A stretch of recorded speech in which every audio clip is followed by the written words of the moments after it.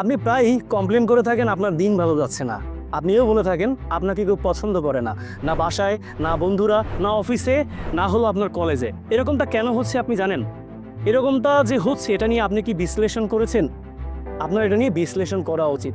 নিজের সঙ্গে নিজের একটু বসা উচিত। আপনি নিজের সঙ্গে বসে যেটা করবেন, আপনি একটা খাতা কলম নেবেন।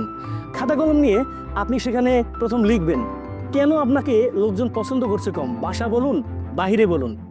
লিখবেন যে আপনি কি বেশি কথা বলেন কিনা, আপনি মানে অপ্রাসঙ্গিক কথাবার্তা বলেন কিনা, আপনি অহেতুক মানুষকে বিরক্ত করেন কিনা, অথবা আপনি পিছনে পিছনে মানুষের সমালোচনা করেন কিনা। এইসব জিনিস আপনি যদি করে থাকেন সেটা এখানে আপনি প্রথম লিখে ফেলবেন। আপনার অভ্যাসটা কেমন? আপনি কি ঘুম থেকে দেরিতে ওঠেন?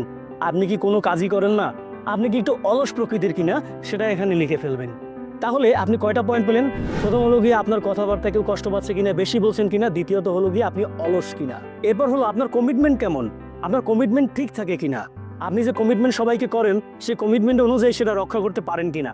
সেখানে কোথাও কোথাও কমিটমেন্ট আপনি ভেঙেছেন কিনা, এটাও কিন্তু ইম্পর্টেন্ট। এটা এরপরে লিখে ফেলবেন। এরপর হলো আপনি টক্সিক কিনা, মানে আপনার সঙ্গে চলতে সবার বিরক্ত লাগে কিনা। কোনো না কোনো কারণে আপনি সবাইকে দাবিয়ে রাখার চেষ্টা করেন, আপনি সবাইকে উপহাস করেন, এরকম কিনা।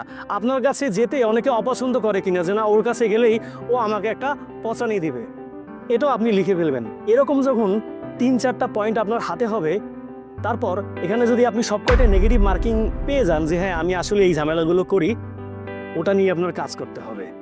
যখন ওটা নিয়ে আপনি কাজ শুরু করবেন, দেখবেন যে আস্তে আস্তে আপনাকে সবাই পছন্দ করতে শুরু করেছে। সে ফর এক্সাম্পল, আপনি আপনার কথাবার্তা একটু চেষ্টা করছেন সংক্ষিপ্ত করার জন্য, আপনি হয়তো কথাবার্তা বলেন না, যেটা বলেন সেটা খুব ইম্পর্টেন্ট কথা থাকে, বা যেখানে আপনি ফিডব্যাক দেন সেই ইনপুটটা খুব ভালো হয়। এরপর হলো আপনি যে কমিটমেন্টটা করেন সেটা রাখা শুরু করেছেন। আপনি বিগত দিনে যে ভুলগুলো করেছেন যদি আপনার সেগুলো মনে থাকে, তাহলে সেটার জন্য আপনি সবাইকে বা যার যার সঙ্গে করেছেন তাদেরকে সরি বলতে পারেন, অ্যাপোলোজাইজ করতে পারেন। এভাবে করে করে করে কিন্তু আপনি কিন্তু আবার টার্ন ব্যাক করতে পারবেন। তো এই যে পছন্দ করে না, এই জায়গাটা থেকে কিন্তু বের হয়ে আসা সম্ভব। এই জায়গা থেকে পছন্দের কিন্তু একজন মানুষ হয়ে যাওয়া সম্ভব। সাথে আপনাকে আমি এখন একটা বোনাস টিপস দিব। সেটি হলো, আপনি আপনার বন্ধুদের সঙ্গে হোক, বাসায় হোক, সব সময় সবাই যখন কথা বলবে সেটা মনোযোগ দিয়ে শোনার চেষ্টা করবেন। তারা যেন বোঝে যে না আপনি তাদের কথা শুনছেন, তাদের সঙ্গে এমপ্যাথি প্রকাশ করছেন। আশা করি আমার এই পয়েন্টগুলো আপনাদের ভালো লাগবে।